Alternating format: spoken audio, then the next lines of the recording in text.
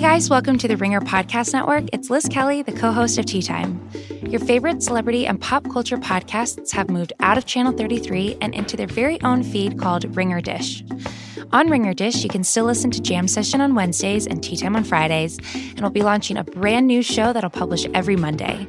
Episodes so far have included a heated debate on which celebrity Chris reigns supreme and a social media deep dive on the Big Little Lies cast. So to hear more about the royal family and our current celebrity obsessions, subscribe to Ringer Dish on Apple, Spotify, or wherever you get your podcasts. He's got smoke coming off his fingertips. He's as hot as a blowtorch. It's a heat check. You knew that was coming. It's heat check time.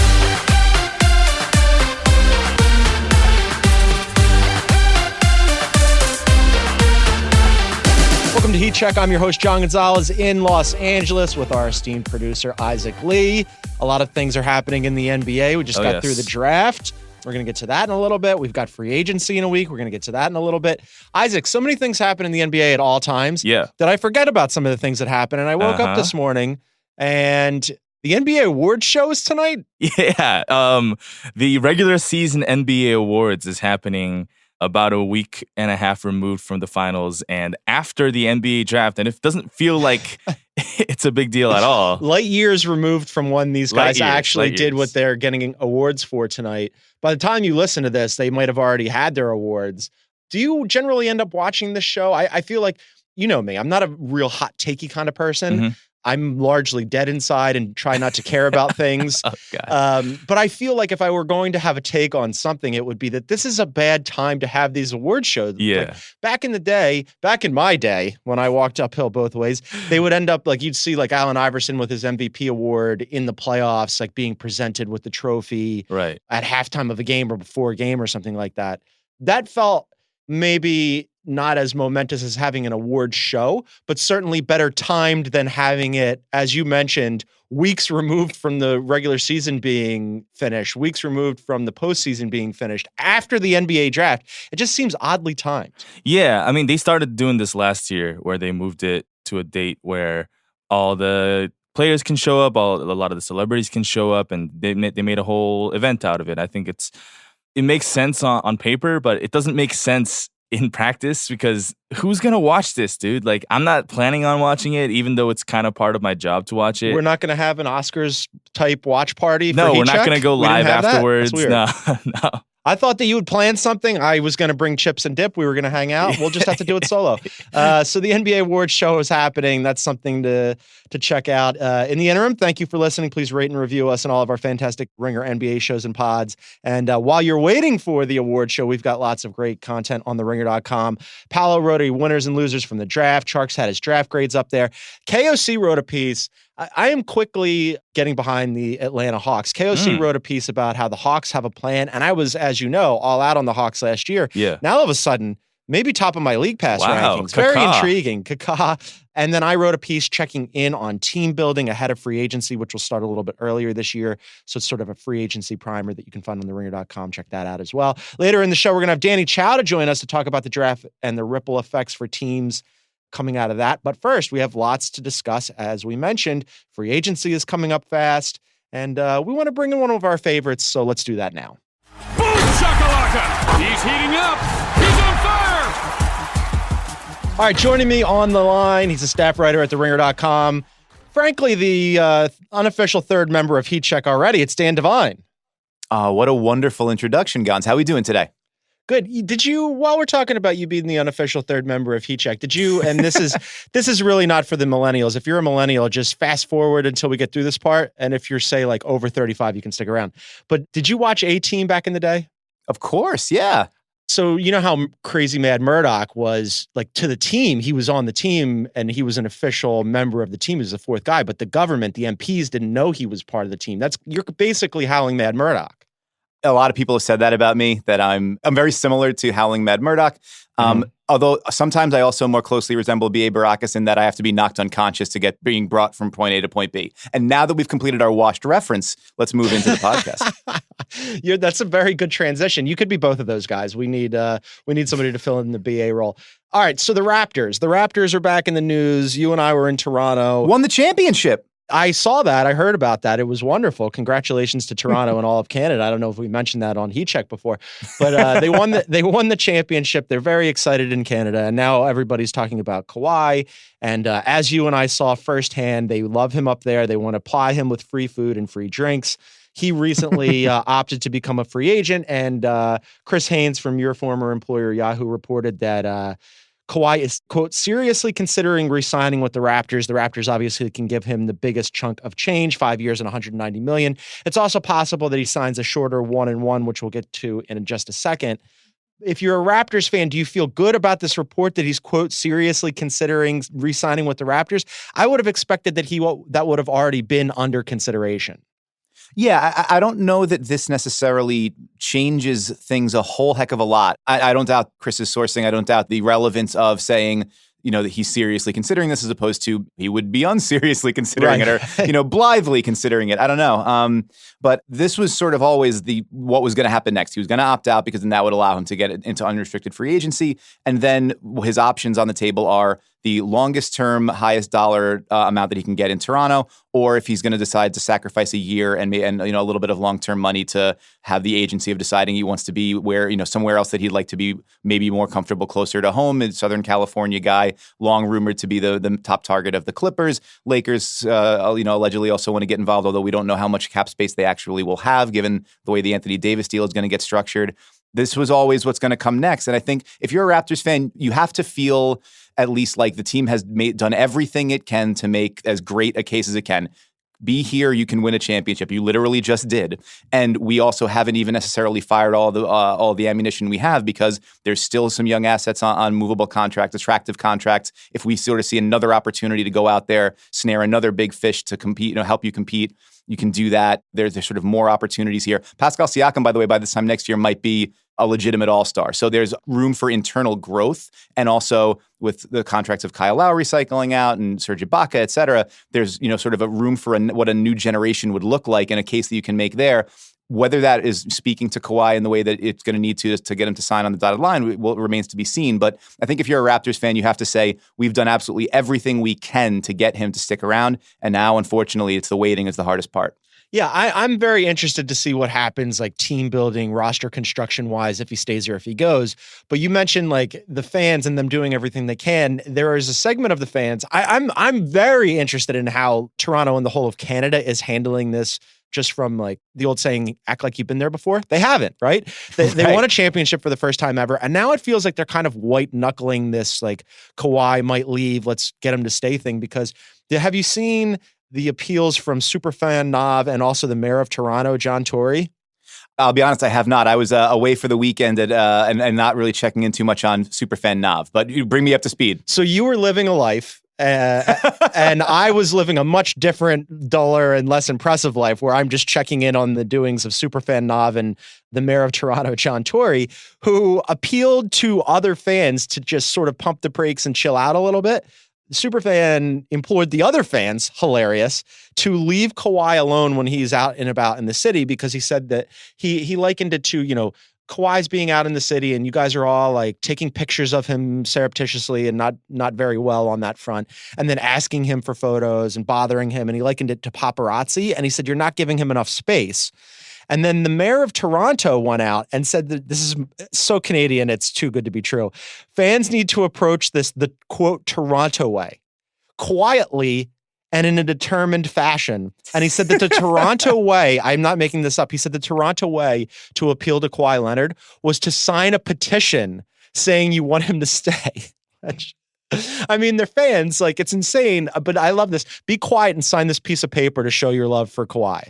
Right. Although, I mean, I guess I understand that from a perspective of like, you don't want to nuisance him away in the space of the next 8 days or whatever, but I can't imagine that's going to be like, Kawhi got a very good look at the overall passion level of those fans throughout the postseason, right? Like maybe the Toronto way is to quietly sign a petition, but the Raptors fans way as it exists right now is like gigantically loud and overwhelmingly forceful and filling up 37 different Jurassic Parks over the span of the country, right? Like he knows what that looks like. Yeah, I mean, he probably would prefer it if he wasn't getting harassed or harangued wherever he was at. And to what degree that will change moving forward, like, I don't know, but he's also a national hero right now in a different way than he's ever been before. So I'm sorry that I missed that while I was, out living my life. But being a human, it's an interesting place to be. And I think that's also sort of refreshing from my perspective. Like we were talking about the act like you've been there before. They haven't. Of course, Raptors fans should be going nuts about this. Like they should be feeling all of the emotions that go along with all of it. The elation and the joy of the victory, the anxiety over what comes next, the feeling of like, well, maybe it's somewhere in between because no matter what happens next, we'll always have this. And we'll have what we just experienced and watched with Kawhi. I think it's kind of a cool place to be. Everybody's sort of the nerves and everybody's vibrating at a weird frequency right now. And I would imagine that's not going to change anytime over the next few days before we get to the start of free agency. I just think it's so strange. Like a little bit of a red flag to me that you've got a guy of Kawhi's stature and a city that large in Toronto, a massive city, right? That you would think like in no other place in the NBA and American sports for, again, like if you had a comparable star of his stature and a city of that size that you'd put those two together. And really it could be any superstar A paired with any large city B where you'd go, oh yeah, you guys like just have to kind of leave him alone because he's going to want his privacy. That doesn't make any sense. Those two things don't go together. And for a long time, I had advocated for Kawhi to stay in Toronto because it felt like the perfect pairing because if there was going to be a place where he could be beloved but also left alone, it kind of felt like Canada. But now for all the reasons that you just mentioned, post-parade, post-championship, it feels like that might be a little bit more complicated now because they are clinging to him. They do want him to stay there. They are super excited about what they've accomplished. And it sort of has shifted the dynamics. And in a really counterintuitive, crazy, strange way, moving to Southern California might give him more peace and quiet, which is kind of crazy. And there's two billboards up in LA today with Kawhi and the King of SoCal stamped on it, and the Clippers denied knowing anything about it. But like if Kawhi came to Los Angeles and went to Isaac Lee's Clippers, which he very much wants to happen, like being in Los Angeles among all these other superstars and among all these like Hollywood celebrities and whatnot, and playing for the Clippers, the second team opposite of, even though they might be a better team, they're still going to be the second team opposite LeBron and AD, that might afford him more anonymity. It's kind of crazy. Yeah, it is weird, but it makes sort of more sense. If you're one star in a constellation as opposed to the only one in the sky, it kind of, it changes the way people... You're a poet. You're not even a writer anymore. Now you're just doing poetry. Well, now I'm on 2 cups of coffee, so everything's happening. But it changes the way that people's eyes are drawn to you, right? You all of a sudden are now, instead of being the only focal point, and that's not entirely fair. And this is where if I had any knowledge of who was on the Maple Leafs, I would be able to identify Doug Gilmour. Let's say Doug Gilmour. He's probably still around, right? He's 75 years old. Is that a person who plays hockey? I honestly don't know. Roundabout NHL 94, I think, on Sega. Yeah. So we'll go with that. Wendell Clark, we're going to continue saying old names. But there are obviously other stars in the market, but nothing quite like this and nothing quite like nobody who has provided what he has provided in with this run and this championship. So, of course, he's going to be the focal point of all the energy and the excitement and the anxiety and the tension and all those sorts of things. And if you're in LA, you are one of many megawatt superstars that are going to, in a variety of industries and whatever, that can sort of defray some of that attention a little bit. He would obviously still be the unquestioned focal point of the Clippers and the pivot point around which everything was going to evolve and revolve for them. But yeah, I can see the argument. And I could also see the argument of just like, I did this, I experienced it, it was great, but I don't really know where else I can go with the situation in Toronto. So why not go home? There's a lot of sort of competing influences and factors. And I would imagine that all that stuff is what they've been sort of, he and Uncle Dennis and, the folks that he's got in that very tight inner circle are trying to navigate over the course of this, that last couple of weeks and as they move into June 30th. What do you think he should do? Like, what do you want him to do? Because who knows what he will do or what he's thinking, or, he's seriously considering staying with the Raptors, or now, he buys a house in Southern California. Nobody, as enigmas go and ciphers go, Kawhi is the biggest in the NBA. We can't possibly deign to know what he'll actually do. But what do you want him to do? Well, Gonz, you made that really interesting and salient point about being one star in a situation where sort of everybody, there's so many more stars and a lot of attention drawn in a lot of different directions. You know what else where else you can do that instead of Los Angeles would be New York. You could have that same experience in New York. How dare you? Concrete jungle where dreams are made of. There's nothing you can't do. Dan, I'm gonna pause your recording, man. That's ridiculous. Hey, you asked me what I wanted. 8 million stories in the naked city could be 8 million and one. it feels like the arc of history is moving in that direction. But no, I think if I was just looking at what the coolest story I think would be from a league perspective, it would be him staying in Toronto, because there's an emboldening of a front office that took the big swing and said, we are at a stuck in the mud at this point. We are a sort of a broken team that is not going to get past this point. Let's take our shot and, the sort of biggest swing we can take. And then, you do that and it pays off and you're rewarded for bold venture. On the heels of Oklahoma City doing the same with Paul George, then that happening, we'll see how it turns out with the Lakers and Anthony Davis. But I kind of like the idea that when you hit a sticking point in your team, your organizational development and the flow and the history of your franchise, there's an idea that you could be rewarded for taking that big swing. Obviously, it didn't work out quite the same way, or it appears that it will not have worked out quite the same way in Boston with their move for Kyrie Irving. But I like the idea narratively of that, personally. Just the idea that you get to that point, you take the big, maybe not a risk in the Kawhi situation, because they were always sort of going to have the opportunity to rebuild if he said no anyway, and they had already run aground with their previous construction. But the idea that you make this sort of bold gambit and then it pays off and you're able to be rewarded for it, narratively, I find that satisfying. But that said, if he goes to, if the Clippers is the idea, there's the idea of a homecoming, there's the idea of him going from, being the missing piece in one place to being the missing piece in another one, activating and sort of elevating a team that had already done all of the hard work of building its core beneath that sort of superstar level talent.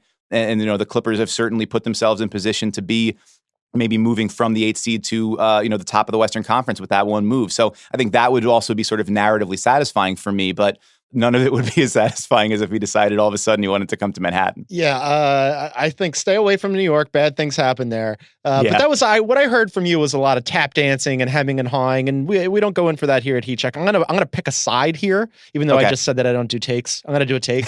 I want nice things for Toronto and Canada, but they just had nice things. And really, as Heat Check listeners know, more than anything, I root for me.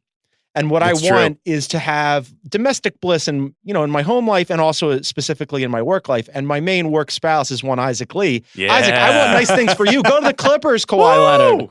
I just want Isaac to be happy. I mean, he'll push out a podcast better. It'll be better. Meanwhile, in Houston, I have no stake in that except for drama. And I want Chris Paul and James Harden to stay together forever, because not only are they evidently warring, but now they're denying that they're warring. Chris Paul denied to the Houston Chronicle that he ever demanded a trade. He didn't say necessarily, though, that there was not any strife between those two or any tension between those two. And we saw Daryl Morey last week protesting way too friggin' much, where he was tweeting out videos of CP being happy, but the video was like from a year ago. And Daryl Morey had also said, he told Zach Lowe to quote him twice on Chris Paul never demanding a trade. But again, it feels like a lot of smoke, could potentially be some fire. How do you feel about the Houston Rockets moving forward, and what DEFCON level do we think they're at here? Well, I think that it's great that Chris Paul really set in stone and confirmed that he never requested a trade. I never demanded a trade. I'm going to be in Houston. I'm happy about that. I think the fact that Chris Paul is going to make $41.3 million in 2020, 2021, and is on the hook for a player option for $44.2 million in 21-22, that's maybe what makes it so that he's going to be in Houston. I think those are the things that are unless we're going to get into the galaxy brain area of like the four teamers where Andrew Wiggins and Gordon Hayward and John Wall are on the move, and just we sort of push the plunger down on the chaos button for the entire league. I think it's unlikely that we're going to see Chris Paul moving anytime soon, just because of the realities of what Houston has locked itself into. We haven't seen a whole lot, or I haven't seen a whole lot of the same sort of repudiations and arguments and saying, no, all this is bogus, from James Harden saying that he didn't actually say it's him or me, or he's not having any issues. We haven't seen that part of it. So I think that's really the crux of it. Harden is the franchise. He is the cornerstone. He's either the MVP or he's going to be second in the running again. And he is, everything has revolved around him, especially because you can't rely on Chris Paul to be out there for 80 games a season. And when he's not there, the only other way that the Rockets work is with everything revolving around James Harden. Now, that happened last season to a degree we've literally never seen in NBA history with the amount of isolation scoring that James Harden did for that team. But there's a reason I would understand the sort of static on both sides, but Harden looking at it and saying, our best way forward is me doing everything. So like you're not even here, for half the time or a third of the time. So like, what are we doing here? Why are we having this sort of discussion about who should be getting more of what? Like, I'm the thing that is the most efficient offense in the NBA. When I am doing it by myself and then I step back and I shoot, like that's the thing that makes us who we are. And Paul sort of saying, he has an issue with that. Like, I can understand that, but then you have to be around. And when you're around, you have to be better. And Chris Paul wasn't able to do that this year. He went down, unfortunately, at the absolute wrong time 2 seasons ago. But, if you're James Harden and you're the rest of the Rockets, like you have to have that guy there. Otherwise, it doesn't make any sense to pay him the amount of money that he's going to make. So I've never good at the DEFCON. As the lower it gets, is the worse it is, right? So I think DEFCON maybe 2 or 3. Is that right? I always screw that up too. So yeah, so this is the thing. Both of us we don't know. We don't know anything. Whatever the one is bad, make it that. Working under the assumption, and then we can get everybody mad at us, that lower is worse. I'm going to say it's not DEFCON 1. I'm going to say maybe like 2 or 3 because this stuff is real and it's there. Yeah. And it's not going to get any better without like maybe some big meetings and some big discussions and maybe a big move. It's always there and it's always real with Chris Paul. This is classic Chris Paul, going back to even his time in New Orleans, but then certainly to his time in Los Angeles when I can't tell you how many times we'd have press avail or whatever in Los Angeles, and there'd be some story about, we heard, maybe there's a little squabble with you and Blake, or maybe like JJ and you were tight, but also like JJ even had you on his podcast and said, like there are times when you can be annoying. And like, this is Chris Paul. That somebody is frustrated with Chris Paul or that he is frustrated with somebody else is not hardly news. The only news here is that it took this long. I'm shocked that it took 2 years. I thought it would happen immediately. They had that first honeymoon season and it went well. And then obviously this last one, not quite as good. But in terms of chemistry, let me throw this past you. So you've got Chris Paul and James Harden. And as you mentioned, because of the contract with Chris Paul, it's going to be very difficult to unload Chris Paul. But if you're going to fix the chemistry, how do you feel about the whispers about them potentially introducing Jimmy Butler into the equation? I think that would just fix everything, right? Immediately. Well, I mean, if you are of the mindset that like, the best way to diffuse tension is to ramp it up to explosive levels, and then everybody's got to get everything out. Like, I'm Irish Catholic. I'm very familiar with that dynamic. The idea that you just got to let everything get out first, and then it explodes. Exactly. Tamp it down, and then it all explodes out. And then eventually everybody's crying and hugging, and you figured it all out later. It's most of the family functions, good or bad, over the course of my life. So especially if that guy can perform, and I think that's the thing we saw with Butler and Philly, right? Like there were the initial conversations about who's best in what role, and Embiid grumbling about being sort of relegated to an off-ball role, and Ben Simmons having issues with that, and Butler grumbling about not getting to run enough pick and roll or enough isolation. When the games mattered most, everybody pointed in the same direction, and Butler was producing like a star player that you'd need to have in those big moments. He was the guy you trusted with the ball in his hands at the end of those games against Toronto, in the first round as well. Like, this is the way that they need him to that's the player that you need in those moments. Houston needs those guys. I mean, having a third one would be a bulwark against missing one of those guys, in all likelihood, Chris Paul, in those big moments.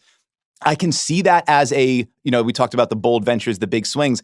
It's maybe the biggest move on the board for the Rockets to make. Daryl Morey's a much smarter guy about navigating the salary cap and trades than I am, but I don't really know that I see the best way for them to get there without moving significant salaries attached to players that are major parts of their team. Like, their most movable contracts right now are probably Capella, a little bit under $15 million, Eric Gordon at $14 million. But those are movable pieces. But if you were able to move those guys, you're also taking significant pieces away from the 6 or 7 guys that you need the most in your rotation come the playoffs. So I think that's it's going to be a difficult line to walk.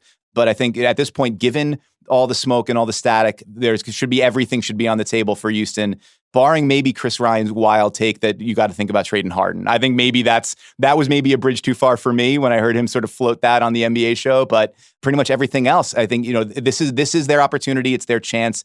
And this is their window, these 2 years of the Harden and Paul deal. So you got to go for broke now. Chris is a little bit like our oracle. He's a little bit clairvoyant, because don't forget that he was the one who dreamed up the, what if we put Chris Paul on the Rockets, and then all of a sudden it happened. So I don't doubt Chris Ryan, but yeah, I'm with you. Like, Daryl Morey would have to get very, very creative to add in Jimmy Butler here, given their cap restraints. And also, I want Jimmy Butler to stay in Philadelphia because I want nice things for Philadelphia. I don't want nice things for your teams in New York, if I'm being honest. But I do, however, want to talk about them because just like as a Philadelphian that I have a natural aversion to good things happening for our friends 90 miles to the north. And it doesn't look great for at least one of those teams. The Knicks, it's not really their fault here. They set themselves up to go free agent shopping, and it looked like they were going to get KD and somebody, and then KD hurt his Achilles, and now all of a sudden it's shoulder shrug. I don't know what they're going to do here. You tell me. They still have these 2 max slots. They've got Dennis Smith Jr. Apparently they were shopping Frankie Smokes before the draft for a 2nd-round pick and would, I guess, take him for a pack of smokes at this point. Hurts Maybe my heart. It's a bummer.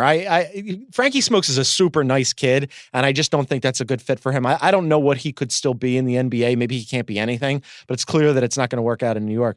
But then, who knows, target-wise, maybe they throw a bunch of money at Jimmy Butler now. Maybe they go after a Tobias Harris or a Julius Randle or whomever, but it doesn't look like they're going to make the massive free agency splash that we anticipated, at least not right now. How do you feel about and I'm putting them on you, this is your team. How do you feel about your New York Knicks? So I wrote about this a little bit last week before the draft, and I got to, as you might expect, a vociferous and significant outpouring of response from Knicks fans who are not exactly shrinking violets about this sort of thing. And I'm sure that they were very pleasant and said nice things about you. They're huge fans of mine, and they definitely don't think that all my stuff is being ghostwritten by a certain boss that has a Boston background. I love that. I would say this. You're absolutely right to point to the frustration and the difficulty of that idea that your big sort of dream scenario, as Kevin O'Connor had written after the Kristaps Porzingis trade, your dream scenario was you come out of the summer with Kevin Durant, Kyrie Irving, and Anthony Davis, and you are an instant super team. Katie Baker had also written for us about sort of the weirdness, the uncanny valley feeling of that, if that were to come to pass. As we know now, certainly the AD part's not going to come to pass because he's in LA now. The popped Achilles for Durant maybe changes that dynamic. Also, maybe it doesn't. Maybe they still want to go after him. And the idea that you give him a year to rehab and the final 3 years of that deal are still valuable enough to make it worth your while. And the Kyrie question is something that's very much up in the air. He'd been earmarked more toward Brooklyn, and now you're hearing that the Nets are hemming and hawing about whether he's the guy they want to go with, especially if Durant doesn't go there.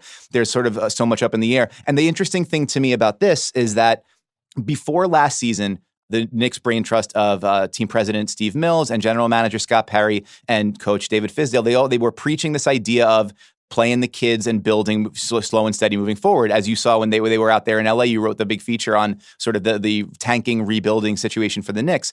And the only thing that changed was all of a sudden they trade Porzingis and now they have 2 max slots. Yeah. And then all of a sudden the discussion becomes, well, now they're hitting overdrive and they're going to get these guys.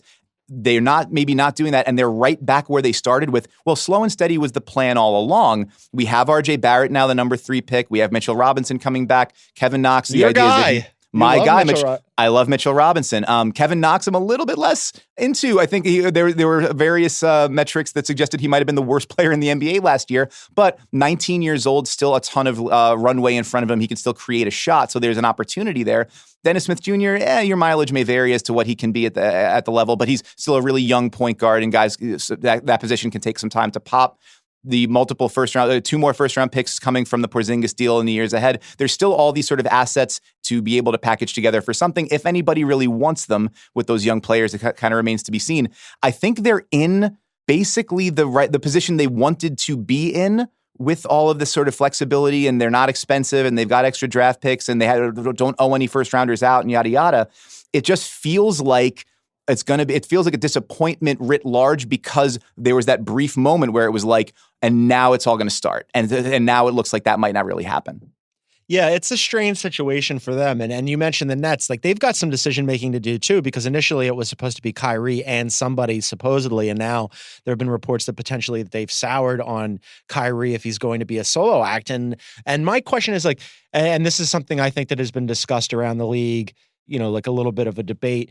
Is Kyrie Irving at a number greater than D'Angelo Russell would be appreciably better than D'Angelo Russell and just keeping him around, especially because you did have to give up some things and take on that odious Timofey Mozgov contract in order to get him away from Los Angeles?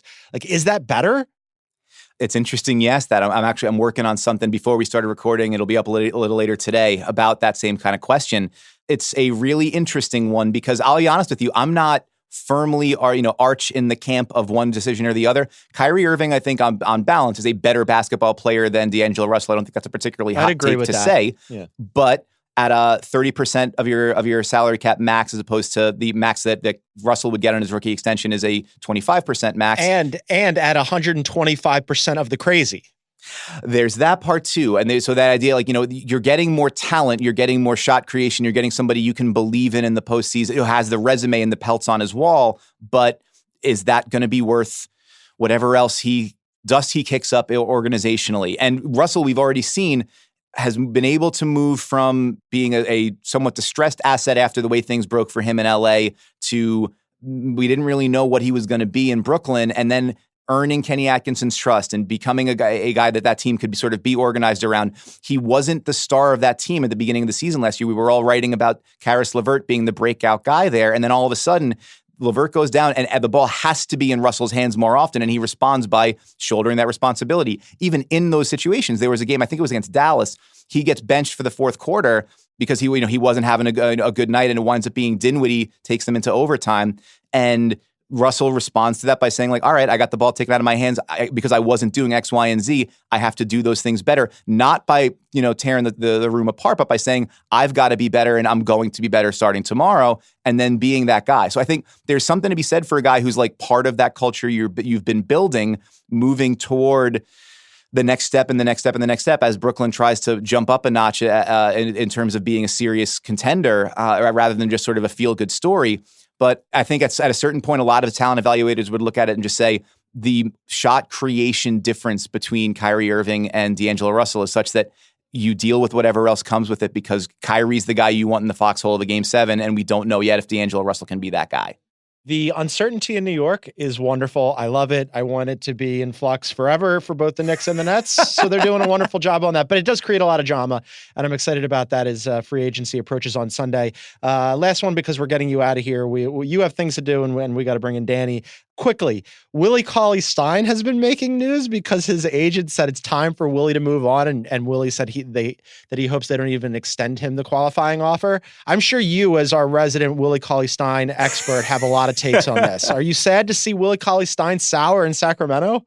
I'll always be a little bit bummed out that it didn't work out, because the idea of that dude, the way he was a sort of defensive tornado at Kentucky and could play all over the floor and, match guards stride for stride and, guard out in space and still protect the rim and all that stuff. The kind of player he seemed like he was going to be made all the sense in the world for the way the NBA was going. Then there was just sort of this move where it was but maybe I'm more than that. Maybe I can be Kevin Durant. Maybe I can be Kristaps. Maybe I can be this sort of I'm a unicorn too. Guys, aren't we all unicorns when you really think about it? Yeah. And then it's just or you're maybe the fourth best player on a bad team. And you've got to kind of trying to be the guy that you want to be, taking people off the dribble and stuff. That's not going to be what gets you paid. It's not going to be what gets the team to the next level. You need to be the screen and roll dive guy, the rebounder guy, the defend all over the place guy. That has to be your lane.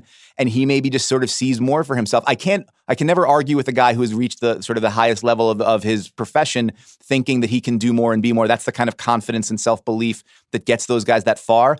But it always feels with Willie Cauley-Stein, if there was a little more, if he circumscribed his role a little bit more, it could have sort of let him grow in a much bigger way. So whether that happens with his next team or not, I don't know, but it feels like there's an opportunity there for a really interesting player that maybe is getting sacrificed. Although he remains a really interesting person. My understanding is that he's a pretty interested in art and interested in music, and he's got a variety of sort of plates spinning. Whether those result in him being an elite player remains to be seen. That was the perfect microcosm of our relationship. I bring up Willie Cauley-Stein as a one-off joke just to laugh at his and the Kings' general direction, and you give a really thoughtful response to it. That's why you're the poet laureate and the howling mad Murdoch of Heat Check. He's the best. Read him on theringer.com. He's Dan Devine. Dan, thanks for doing this. Thanks, Gonz.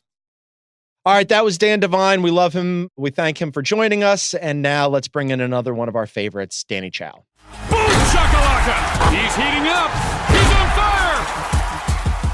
All right, joining me in the studio, I just saw his smiling face last week for the NBA draft. He did lots of good work. He was up very late. He's a staff writer and an editor. You're not a staff writer, you're an editor. Yeah. Yeah, he does a lot of things, but he also writes. 5 different hats. He's got many titles. He's also 1/3 of the corner three. It's Danny Chau. Dan. Hello. Oh, do you ever do a Dan? I'm not a Dan. I'm actually like legally a Danny. You're legally a Danny. Yeah. So this is interesting. I meant to ask, we just had Devine on, and he's obviously a Dan. I wonder if anybody ever called him a Danny, but you're saying you never get like a quick Dan from somebody like who's like a good friend? I would get, so my next door neighbor's very lovely Jordanian old woman. She calls me Daniel. She's the only person I would ever allow to call me Daniel because it's just not my name. But you're a full Danny. Yeah. I like it. Well, maybe we'll switch it up when sometime we'll hit you with the Daniel or the Dan. You're, as you said, a man of many hats. You could be a man of many names. Don't call me Dan. We'll see how it goes. We'll work it out. We'll workshop it. A lot of things happen in the draft that I want to get through with you. You've had some time to digest it. Obviously, it will also inform what teams do as they approach free agency, which starts earlier. It's coming on a Sunday in the afternoon, which thank you, the NBA, that it's not at a midnight a rando time. I like it much earlier. Yeah, but you're smiling like you like it later. It's on a Sunday, man. I'll take Sunday in the middle of the afternoon. All days are the same for me. Like it's all Groundhog Day. Like the names of the day don't matter. Weekends don't matter. Nighttime at midnight very much matters, or even 9 p.m. Sure, and especially when it's like, okay, the first signing is going to be Ed Davis or like Al-Farouq Aminu. It's like, all right, what are we doing here? Let's bump that up a little bit. They bumped it up. I'm excited about it. But so as you've gone back and looked through what happened in the NBA draft, I'm sure there must be some teams that you could easily identify as I really like what they did. So winners for both teams and players landing in a certain location, or teams that you liked what they did overall. I mean, how do we not start off with the Pelicans? I think they started off perfectly. You get the best player in the draft. And then you kind of build this identity. I think one thing that I've noticed with this particular draft is a lot of teams seem to have a strategy and a lot of teams seem to be sticking with it. And so the Pelicans drafted Zion. They got Jackson Hayes at the 8th pick. Yep. And they got Nickeil Alexander-Walker, who is one of my favorite players in the draft. And basically related to Isaac Lee by proxy because he's SGA's cousin. Absolutely. And so they're very much of the same build and similar types of players in that you might not trust them yet to be the primary guy at point guard, but is someone who can be a secondary facilitator, who can shoot the basketball, and who projects to be a pretty good defender. And so that's another guy that they have alongside Drew Holiday and Lonzo Ball who can do those things. Yeah. And in the modern NBA, you can take as many of those guys as you can and put them on the floor together. And they've got cap space. Like, yeah, absolutely. Like they could go out there and court a free agent or two to supplement this team. And for reasons, because I'm a terrible host, a guy who we just had on the program, Dan Devine, don't call him Danny or Daniel, just wrote a piece called The Zion Era Pelicans May Be Closer to Competing Than You Think. I didn't, for some reason, ask him about that piece, but I will, however, ask you about it. Do you buy that? Because I kind of do. Like, I look at this team and I go, wow, they really rebooted this thing quickly on the fly. And I don't know, necessarily if they'll be in the playoff picture next season because there's a whole bunch of teams and it's wide open in the Western Conference. But I am very confident that they will be at the very top of my league pass rankings. Right. I think they'll be competitive from the get-go. You're looking at two of the best on-ball, off-ball defenders in the backcourt positions in Drew Holiday and Lonzo. And Zion, the thing about him that kind of gets swept under the rug is that he projects to be an elite defender as well. There aren't that many people who take up as much space in the paint, but also his instincts on just being a guy who jumps into passing lanes. You don't see guys that big jump in passing lanes and have that type of timing and coordination. He's truly, truly like a one-of-one player. We're never going to see another guy like him. And if he comes even close to that level of, the potential that he showed at Duke, this team's a contender. You mentioned his body type. Is there any concern because he is so young and because he is already so big that, couple of donuts in the wrong direction and he ends up thick 2Cs on like too much? Like how worried would you be about that?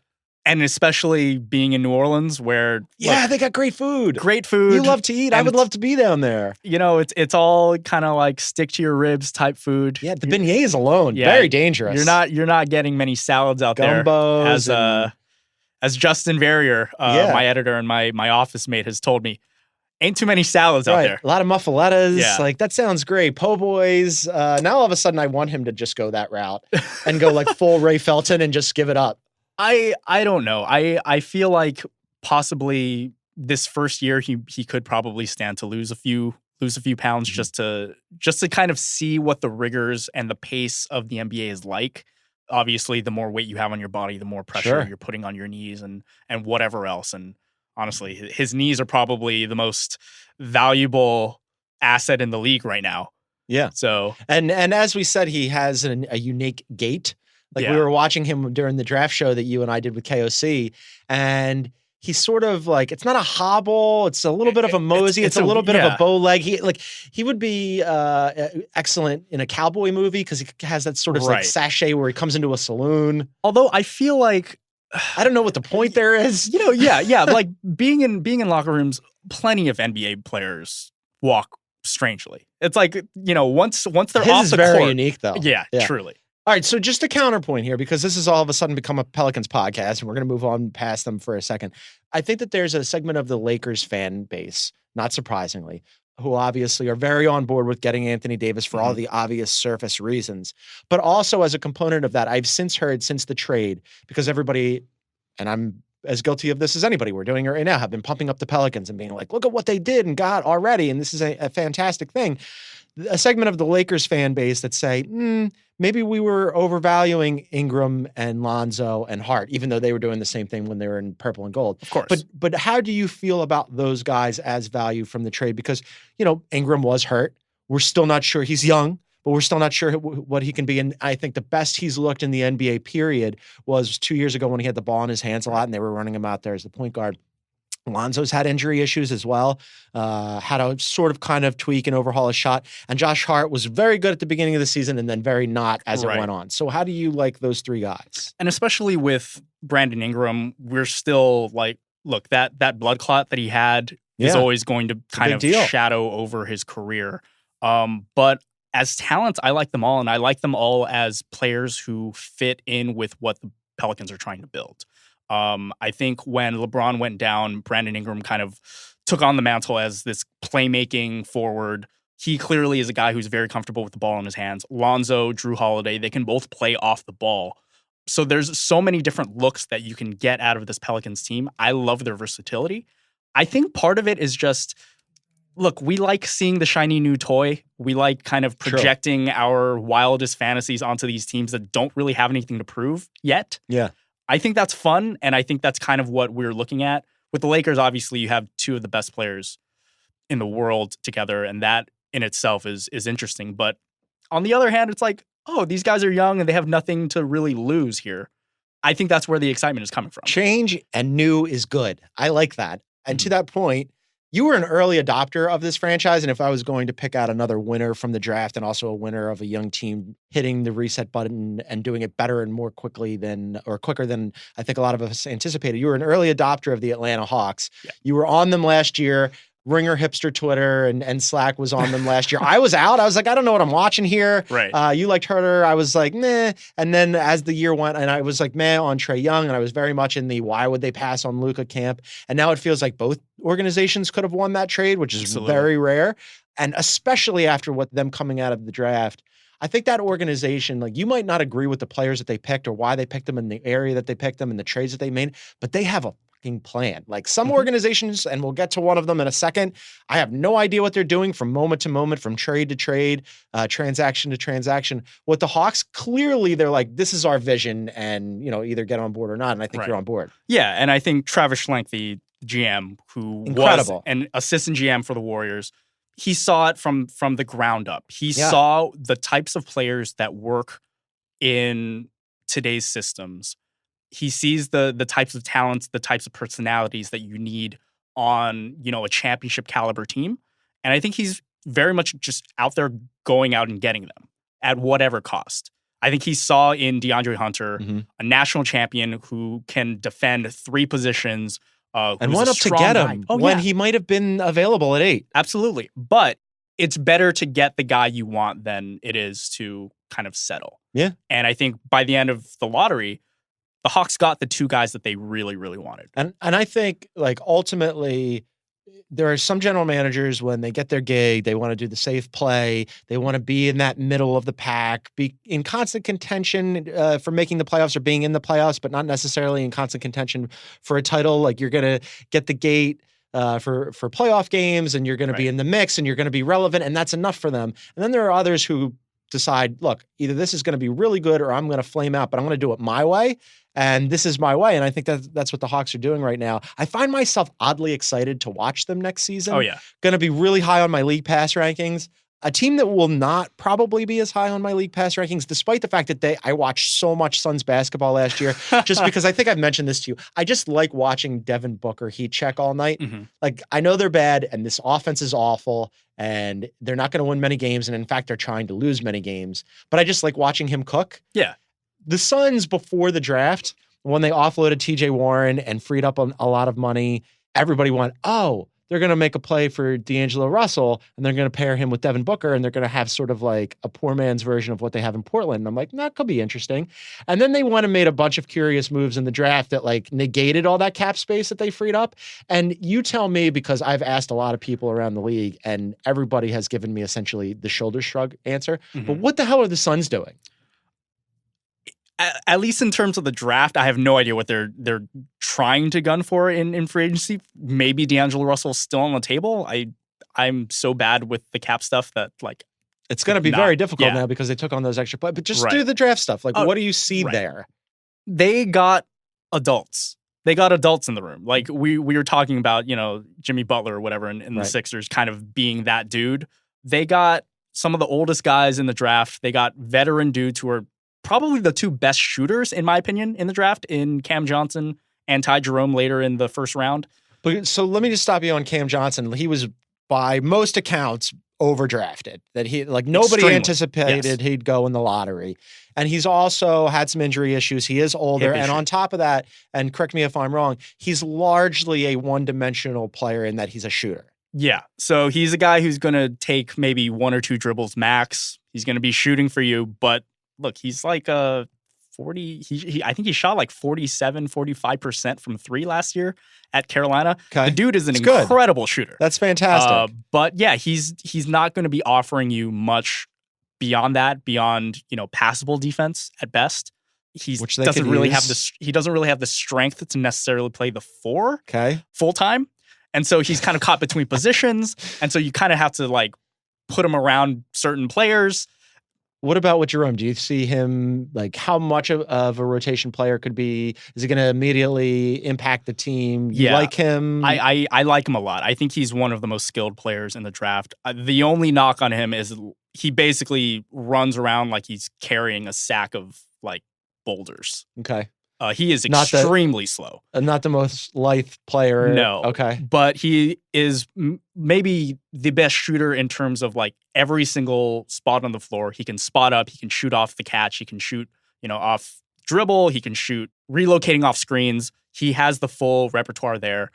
He just can't move very well. I just don't know what they're doing with all these different pieces. And then on top of that, they're like shopping Josh Jackson to everybody and their mom. They want to get rid of him for obvious reasons, both on court and off court.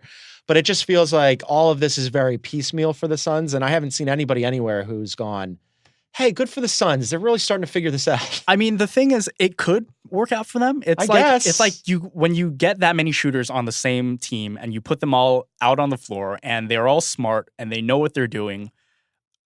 Good things happen. Like, you don't need to play defense if you're hitting, all your threes. Now you're talking my language. This is my league pass stuff. Now I'm back in on the Suns for league pass because I don't want defense. I just want you to like run up and down the floor and fire heat checks.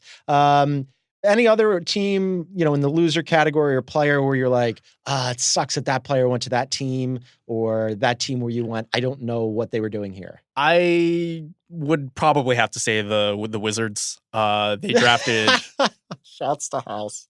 Rui Hachimura at number 9. You were excited about Rui. I was excited about his blazer. I'm not a huge fan of his game. Okay. This is a huge moment for Japanese basketball, for Beninese basketball.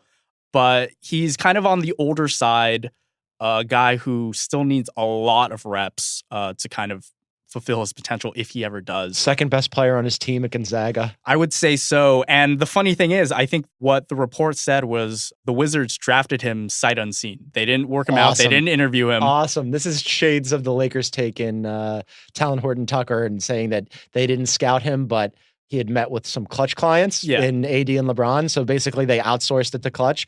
The Wizards don't even have that. No. And so they drafted a guy who I think has a similar build, has a similar kind of baseline skill set as a guy who went later in the draft, who I thought the Wizards should have drafted in Sekou Doumbouya. Right. The Frenchman who, is one of the youngest players in the draft and kind of has that Pascal Siakam-esque, a four-man who could bring the ball down the floor and shoot threes and play, passable defense. I don't really know where the Wizards are going with this, especially with their team next year. Yeah. Who knows where Beal's going to be? The ghost of Ernie Grunfeld lives. I mean, Ernie has moved on, and Godspeed to Ernie after 15 very successful years with the Washington Wizards.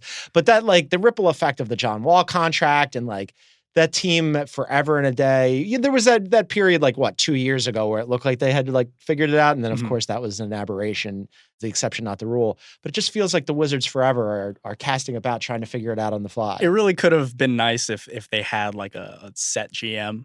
Yeah, wouldn't it? There's some structure. Some structure would be good. Last one for you, because as we mentioned, you wear many hats. What about for you personally? You spent months poring over, doing the draft guide with Kevin O'Connor and Sharks and doing Corner 3 and just immersing yourself in all this stuff. The draft is over now. We're heading into free agency. But for your draft research and writing and editing, was there something that you got right or wrong that you look back on now and go, oh, yeah, I'm excited I got that right? Or, oh, of course, this is an obvious miss on my part? I thought the rise of Kobe White made so much sense to me. He kind of followed the Shai Gilgeous-Alexander trajectory of last year. Kobe White was not the highly regarded recruit coming out of UNC. It was Nasir Little, who was a top 5, top 3 recruit coming out of high school. He was supposed to have all the headlines. Kobe White comes in, and not only does he take the team by the reins, he's an incredible three-point shooter, incredibly confident in his shot. And, he averaged 16.5 points per game as a freshman, 4.2 assists. He looked the part. And towards the end of the year, heading into the tournament, he was the guy. And that was exactly the kind of trajectory that Shai Gilgeous-Alexander showed. He was a 4-star recruit in Kentucky. No one really thought about him in comparison to the rest of his class. He winds up being the best player. He gets a promise from, the Clippers last year, and the rest is history. I think Kobe White really did set himself up to kind of come out from the shadows and emerge as one of the best prospects in this draft. Bulls, another team that's going to be high on my league pass rankings. I don't know how they'll actually shake out. I thought last year that they would end up being good, but now with Kobe White and Levine and Wendell Carter Jr. Everyone's and healthy. Markkanen and Otto Porter, and it's wow, they got some interesting pieces. I don't know if they'll all fit together. I'm still not sure about Kobe White and Zach LaVine together. And, what do you do with Chris Dunn and all this stuff? But at least on the surface, a lot of interesting individual pieces that I want to see how they come together. Should be fun. This was fun. Thank you for doing this. Absolutely. Make sure to listen to him on the Quarter 3. He's a writer and an editor. Legally, you call him Danny. It's Danny Chau. Dan, thanks for doing this. What is this? It's Dan. friends. It's friends. I'm going to throw out a Dan. All right. That's like a Bob De Niro. You're Bob now. As always, it's a pleasure. All right, we thank Dan, we thank Danny, we thank Isaac Lee, we thank all of you. Please rate and review us on Apple Podcasts. Read all of our content on theringer.com as free agency approaches. Don't forget, it's coming early this year, gang. Starts on Sunday instead of Monday at midnight or whatever. Much earlier. It's going to be better for all of us and for all of your listening needs as free agency approaches. And then afterwards, we're going to have the Mismatch, Corner 3, and Group Chat. And of course, E-Check will be back with Isaac and me, John Gonzalez. Thank you for listening, everybody. Bye.